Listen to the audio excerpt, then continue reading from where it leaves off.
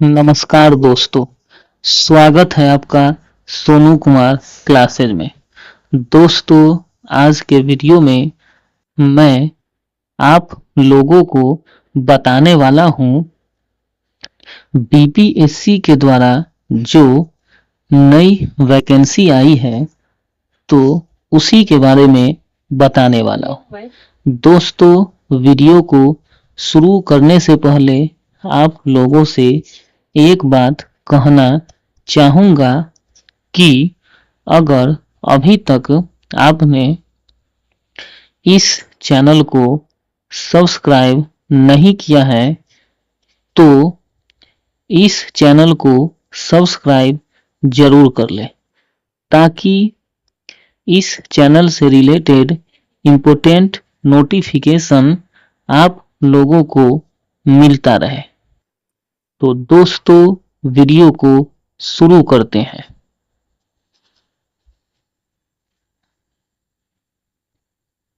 देखिए दोस्तों, बिहार लोक सेवा आयोग यानी कि बीपीएससी के द्वारा जो एक नई वैकेंसी आई है तो उस वैकेंसी का विज्ञापन संख्या है दोस्तों 41/2025।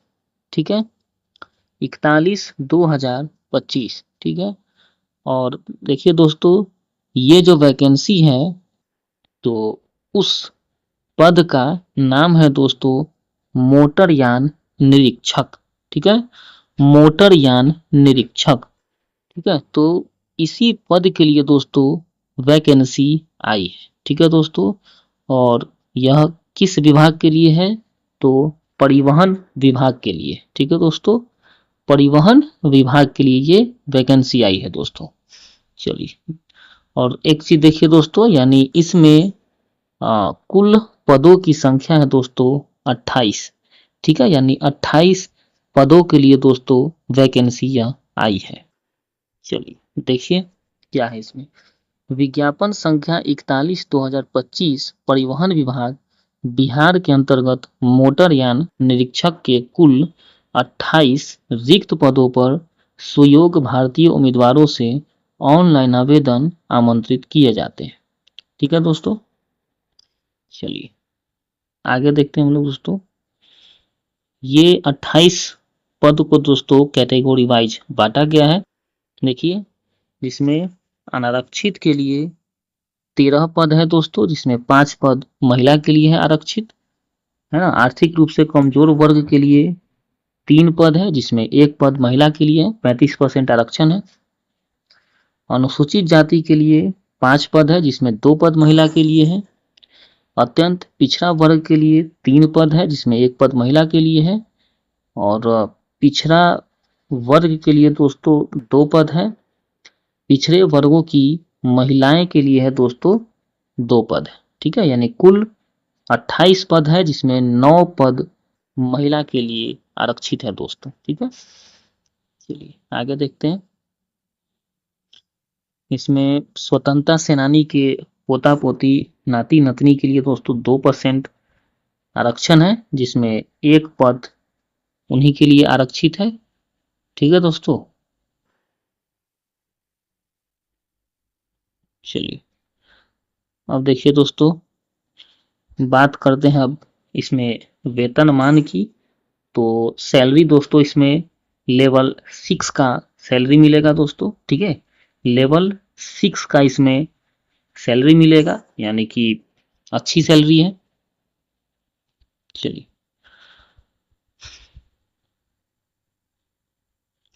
अब देखिए दोस्तों, हम लोग बात करते हैं शैक्षणिक योग्यता की, यानी कि इस वैकेंसी को अप्लाई करने के लिए आपके पास क्या शैक्षणिक योग्यता होनी चाहिए। ठीक है, चलिए देखिए, तो क्या है दोस्तों। देखिए इसमें कह रहा है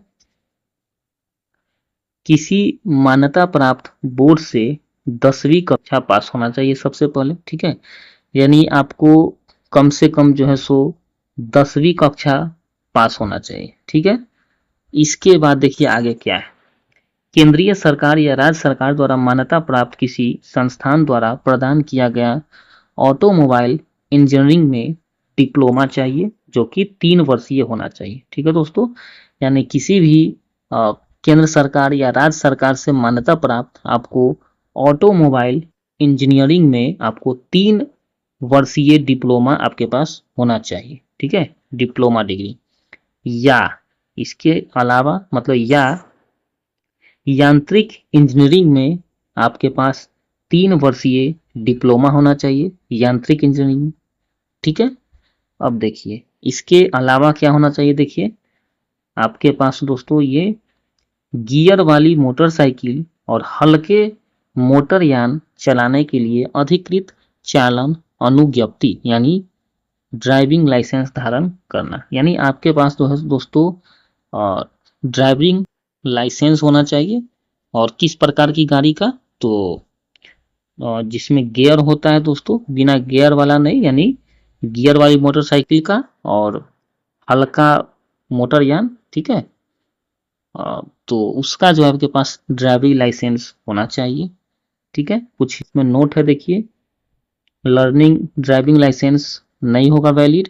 ठीक है, इसके बाद दोस्तों देखिए आगे क्या है इसमें कि अभ्यर्थियों को डिप्लोमा प्रमाण पत्र निर्गत करने वाले संस्थान के केंद्र सरकार या राज्य सरकार से मान्यता प्राप्त होने संबंधी प्रमाण पत्र संलग्न करना आवश्यक होगा। यानी जो भी संस्थान आपको जो डिग्री देगी, है ना, जो डिप्लोमा देगी, तो उस सर्टिफिकेट वो संस्थान को जो है केंद्र सरकार या राज्य सरकार से मान्यता प्राप्त है या नहीं, तो वो आपको सर्टिफिकेट देना होगा। ठीक है दोस्तों, आगे देखिए क्या है।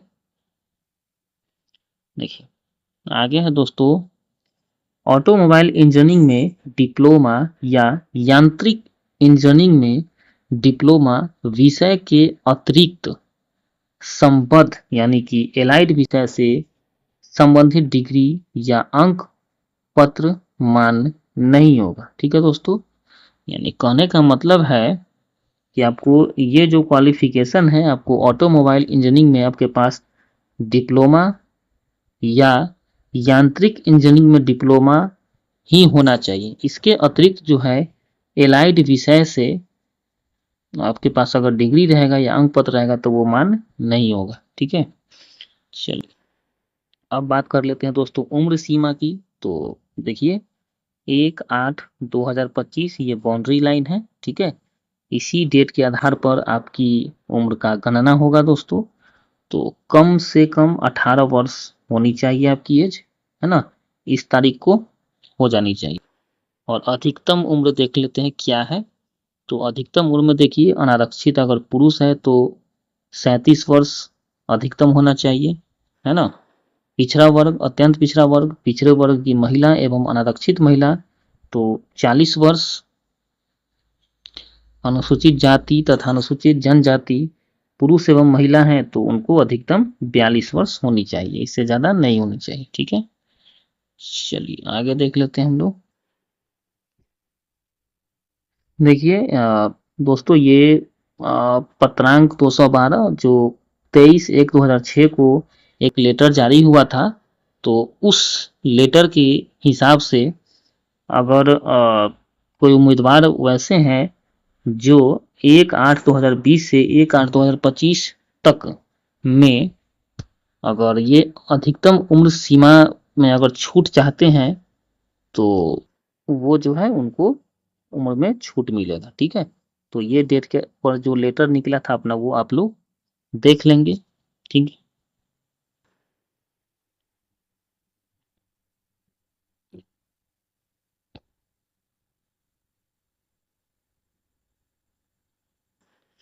ये बिहार सरकार के जो सेवक हैं उनको भी छूट मिलता है, लेकिन उनको प्रमाण पत्र देना होगा। ठीक है, एक चीज ध्यान दीजिएगा आप लोग दोस्तों, बिहार सरकार के सरकारी सेवक को परीक्षा में बैठने के लिए जो है 5 अवसर ही उनको मिलते हैं। ठीक है, तो ये बीपीएससी के फॉर्म वो 5 बार ही भर सकते हैं वो, ठीक है। भूतपूर्व सैनिक है तो उनको 3 वर्ष का छूट मिलता है, ठीक है। तो वो भरने के लिए फॉर्म उनके पास प्रमाण पत्र होना चाहिए भूतपूर्व सैनिक का, ठीक है। तो ये सब है।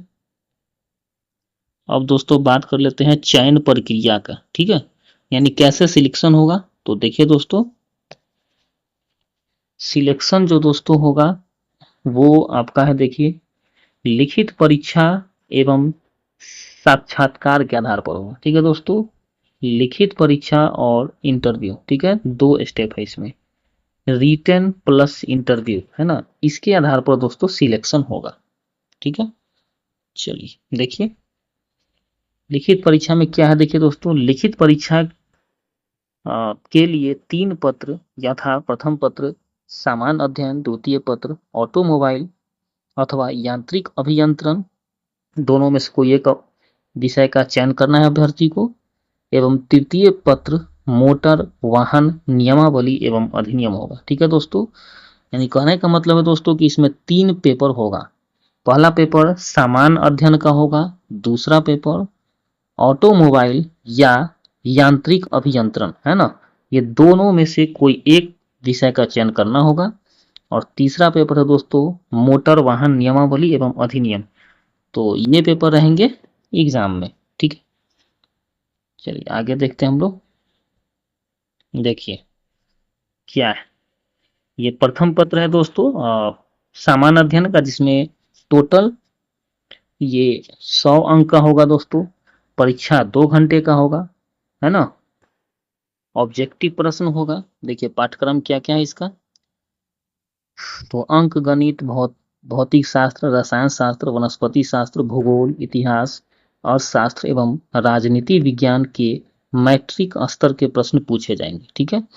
इसके अतिरिक्त भारतीय संविधान, पंचवर्षीय योजनाएं, स्वतंत्रता आंदोलन एवं सामयिक विषय यथा वैज्ञानिक प्रगति, राष्ट्रीय अंतर्राष्ट्रीय पुरस्कार, भाषा, पुस्तक, लिपि, राजधानी, मुद्रा, खेल खिलाड़ी, महत्वपूर्ण घटनाएं आदि से संबंधित प्रश्न इसमें पूछे जाएंगे दोस्तों। नेक्स्ट देखिए, दूसरा पेपर है दोस्तों ऑटोमोबाइल अथवा यांत्रिक अभियंत्रण, है ना। दोनों में से कोई एक विषय चुनना है अभ्यर्थी को, तो वो भी 100 मार्क्स का रहेगा, 2 घंटा टाइम मिलेगा। ऑब्जेक्टिव प्रश्न रहेगा, इसमें क्या है देखिए, इस प्रश्न पत्र का पाठ्यक्रम वही होगा जो बिहार राज्य तकनीकी शिक्षा परिषद द्वारा क्रमशः ऑटोमोबाइल अभियंत्रण डिप्लोमा अथवा यांत्रिक अभियंत्रण डिप्लोमा हेतु निर्धारित है, ठीक है दोस्तों। चलिए आगे देखिए, तीसरा पेपर है दोस्तों मोटर वाहन नियमावली एवं अधिनियम से, ठीक है।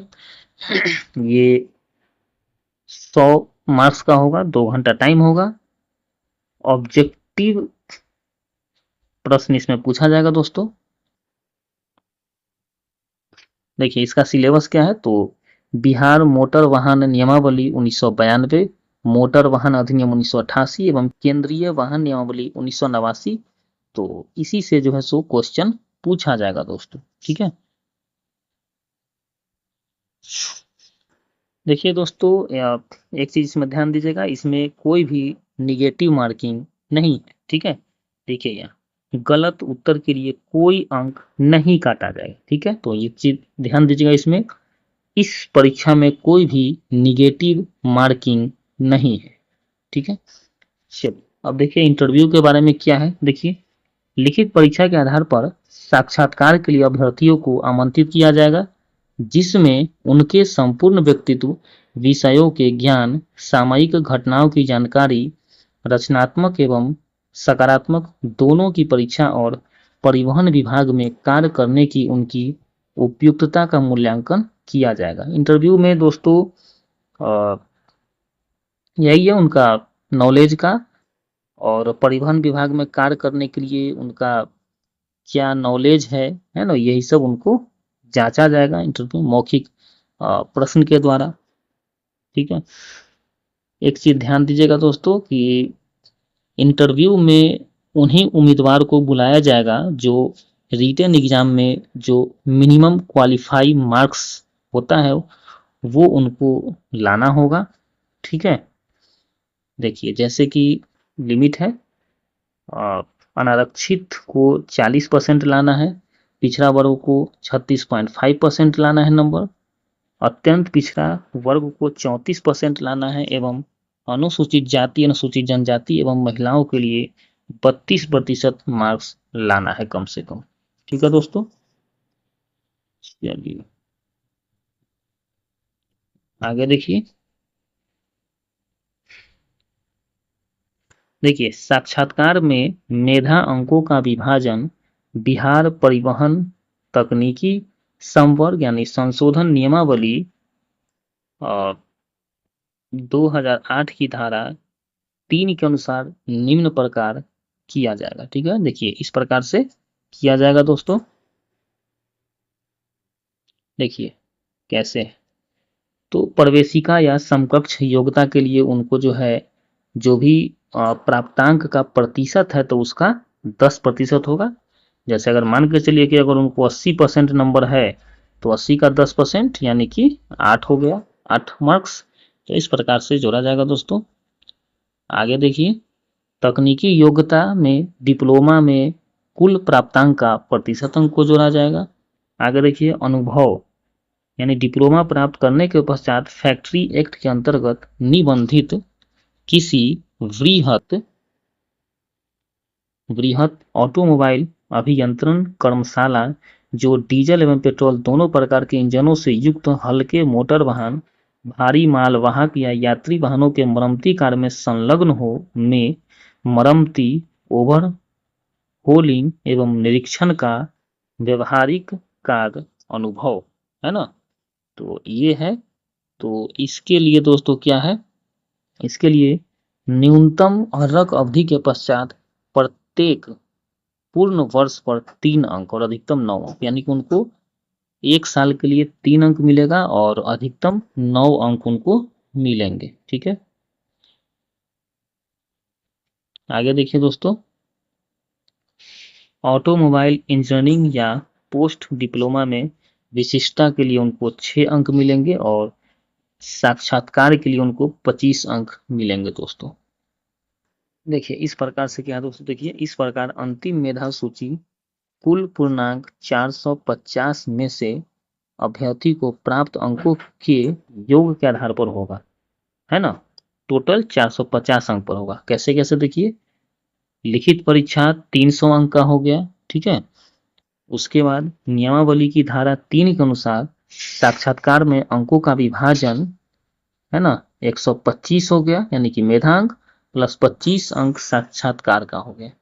ठीक है, तो इस प्रकार से टोटल आपका आ गया 450 अंक हो गया। आगे देखिए दोस्तों क्या है, जो भी लिखित परीक्षा में सफल होंगे तो उनको इंटरव्यू में आना अनिवार्य होगा, नहीं तो फिर उन्हें मेरिट से बाहर कर दिया जाएगा। ठीक है दोस्तों, और एक चीज देखिए दोस्तों, लिखित परीक्षा में प्राप्त अंक एवं साक्षात्कार यानी मौखिक परीक्षा में प्राप्त अंकों के आधार पर आयोग अंतिम चयन हेतु मेधा सूची तैयार करेगा। ठीक है, लिखित परीक्षा में जो अंक आएगा और इंटरव्यू में जो भी अंक आएगा तो उसको जोड़ा जाएगा और मेरिट लिस्ट तैयार किया जाएगा। आगे देखिए, कुल प्राप्तांक समान होने पर लिखित परीक्षा के प्राप्तांक के अनुसार मेधा क्रम निर्धारित होगा। यानी अगर कुल मार्क्स अगर किसी का बराबर हो जाता है 2 या 2 से ज़्यादा कैंडिडेट का, तो फिर जिसका लिखित परीक्षा में ज़्यादा नंबर होगा उसको प्राथमिकता मिलेगा दोस्तों। आगे देखिए, लिखित परीक्षा में भी प्राप्तांक समान होने की स्थिति में उम्र तथा उम्र में समानता होने पर देवनागरी लिपि में वर्णमाला के अनुसार नाम वाले उम्मीदवार को वरीयता दी जाएगी। यानी अगर लिखित परीक्षा के मार्क्स भी अगर बराबर हो जाते हैं तो फिर जिसका उम्र ज़्यादा होगा तो उनको प्राथमिकता मिलेगा, और अगर उम्र भी बराबर हो जाता है दोस्तों तो देवनागरी लिपि में नाम के हिसाब से उनको प्राथमिकता दिया जाएगा। जैसे अगर किसी का नाम अगर अमोद है, किसी का नाम अगर प्रमोद है तो अ पहले आता है, प बाद में आता है, तो अ वाले को प्राथमिकता दिया जाएगा। ठीक है दोस्तों, चलिए एक चीज दोस्तों ध्यान दीजिए, देखिए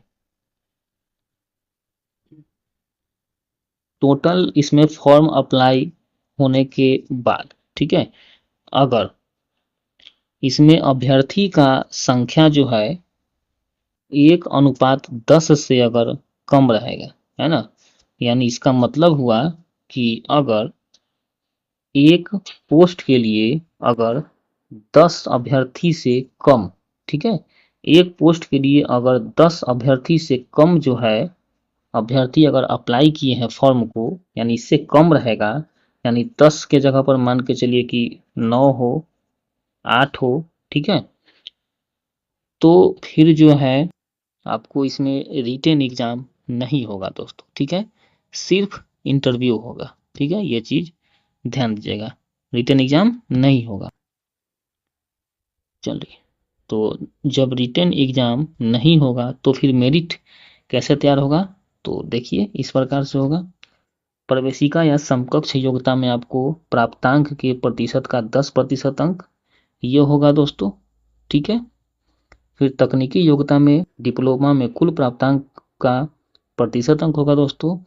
अनुभव यानी डिप्लोमा प्राप्त करने के पश्चात फैक्ट्री एक्ट के अंतर्गत निबंधित किसी बृहत ऑटोमोबाइल अभियंत्रण कर्मशाला जो डीजल एवं पेट्रोल दोनों प्रकार के इंजनों से युक्त हल्के मोटर वाहन भारी मालवाहक या यात्री वाहनों के मरम्मती कार्य में संलग्न हो में मरम्मती ओवरहोल्डिंग एवं निरीक्षण का व्यवहारिक कार्य अनुभव, तो इसके लिए न्यूनतम अर्हक अवधि के पश्चात अतिरिक्त प्रत्येक पूर्ण वर्ष पर 3 अंक मिलेगा और अधिकतम 9 अंक मिलेगा दोस्तों, ठीक है।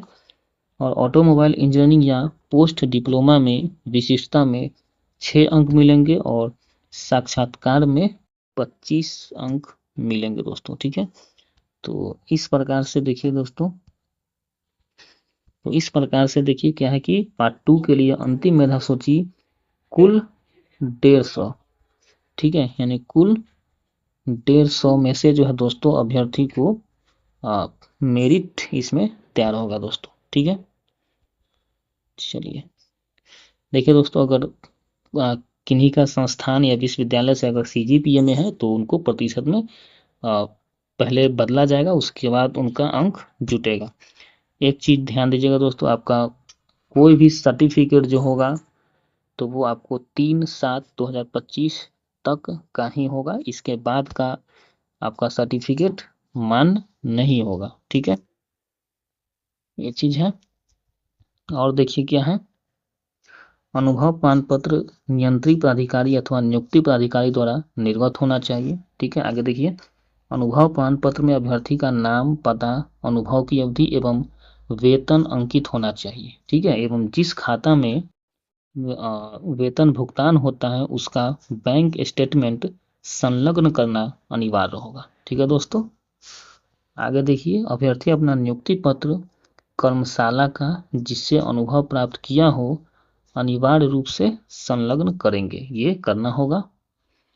चलिए आगे देखिए दोस्तों क्या है, आरक्षण। तो इसमें दोस्तों एक चीज ध्यान दीजिएगा कि इसमें आरक्षण का लाभ जो है सिर्फ बिहार के अस्थाई निवासी को ही है, ठीक है, और किसी को नहीं है।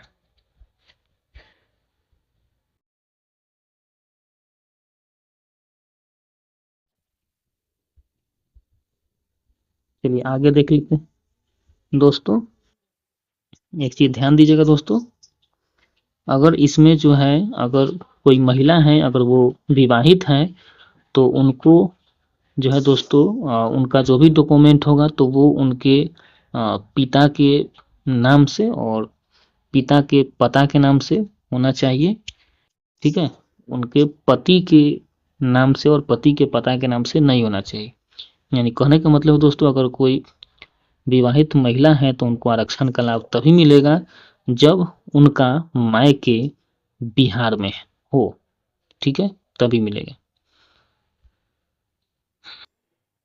आरक्षण का लाभ प्राप्त करने के लिए उनको जाति प्रमाण पत्र, है ना, अस्थाई निवास प्रमाण पत्र, ये सब उनको देना होगा।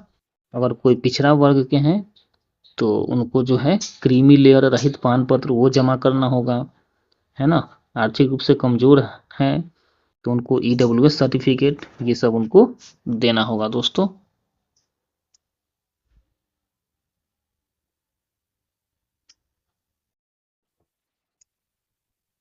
ये अपना कोड देख लेंगे, ये कोड आपको डालना होगा फॉर्म अप्लाई करते समय।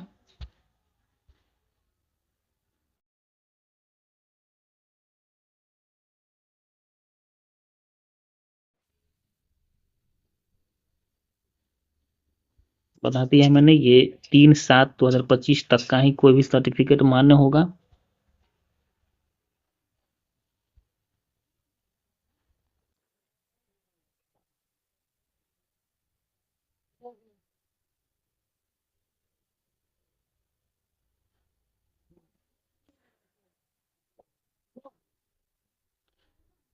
अब आगे देखिए दोस्तों, अब है कि जब आपका डॉक्यूमेंट वेरिफिकेशन होगा तो कौन कौन डॉक्यूमेंट आपको ले जाने पड़ेंगे। देखिए, तो मैट्रिक या समकक्ष का प्रमाण पत्र या अंक पत्र आपको ले जाना होगा जन्म तिथि के साक्ष्य के लिए, है ना। आगे देखिए, शैक्षणिक योग्यता के अनुरूप आपको प्रमाण पत्र एवं अंक पत्र ले जाना होगा। आगे देखिए, अभ्यर्थियों के डिप्लोमा प्रमाण पत्र निर्गत करने वाले संस्थान के केंद्र सरकार राज्य सरकार से मान्यता प्राप्त होने संबंधी प्रमाण पत्र ले जाना होगा। अनुभव प्रमाण पत्र ले जाना होगा, ठीक है। आगे देखिए,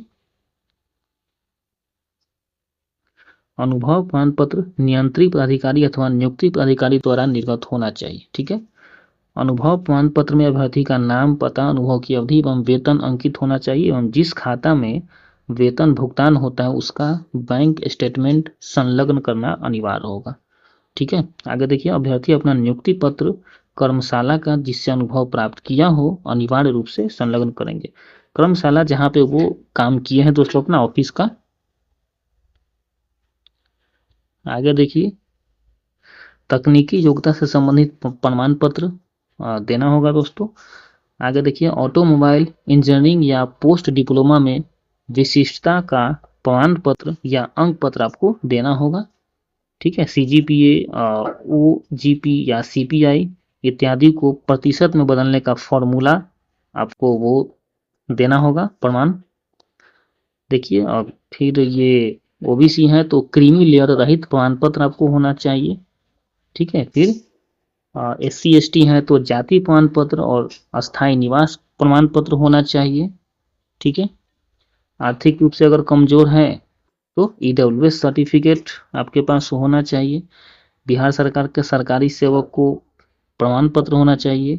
स्वतंत्रता सेनानी के पोता पोती नाती नातनी है तो उसका प्रमाण पत्र उनको होना चाहिए, ठीक है। अगर भूतपूर्व सैनिक है तो उसका प्रमाण पत्र होना चाहिए, ठीक है।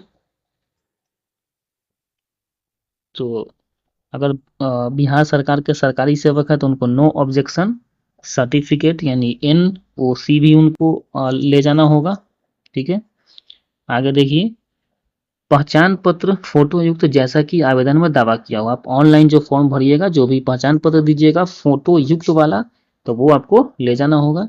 हाल का खींचा हुआ पासपोर्ट आकार का 4 फोटो आपको ले जाना होगा दोस्तों।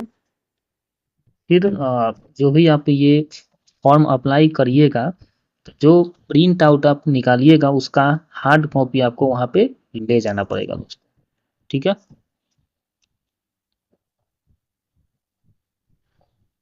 अब दोस्तों बात कर लेते हैं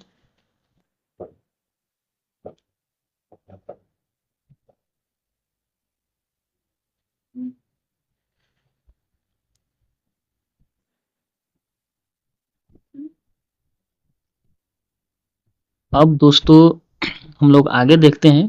देखिए, इसमें है शुल्क, ठीक है। शुल्क का बात कर लेते हैं। देखिए, तो देखिए, समान अभ्यर्थियों के लिए 750 रुपये शुल्क लगेंगे। अनुसूचित जाति अनुसूचित जनजाति के लिए 200 रुपये लगेंगे। सभी आरक्षित अनारक्षित वर्ग महिला उम्मीदवारों के लिए 200 रुपये लगेंगे। अन्य सभी उम्मीदवारों के लिए 750 रुपये लगेंगे दोस्तों, ठीक है। अब दोस्तों बात कर लेते हैं हम लोग इस फॉर्म को भरने के लिए क्या महत्वपूर्ण तिथि है? देखिए, ऑनलाइन आवेदन प्रारंभ करने की तिथि है दोस्तों 10/6/2025। ठीक है, ऑनलाइन आवेदन प्रारंभ करने की तिथि है दोस्तों 10/6/2025। ठीक है, और ऑनलाइन आवेदन भरने की अंतिम तिथि है दोस्तों 3/7/2025। ठीक है, ऑनलाइन आवेदन भरने की अंतिम तिथि है दोस्तों 3/7/2025।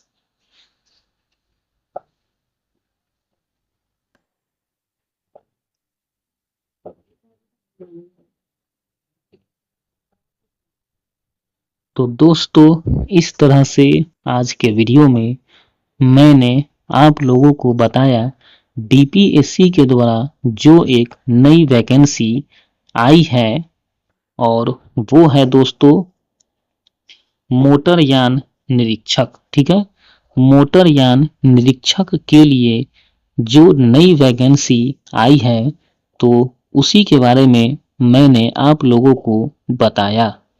तो दोस्तों, मिलते हैं फिर अगले वीडियो में। तब तक के लिए जय हिंद, जय भारत।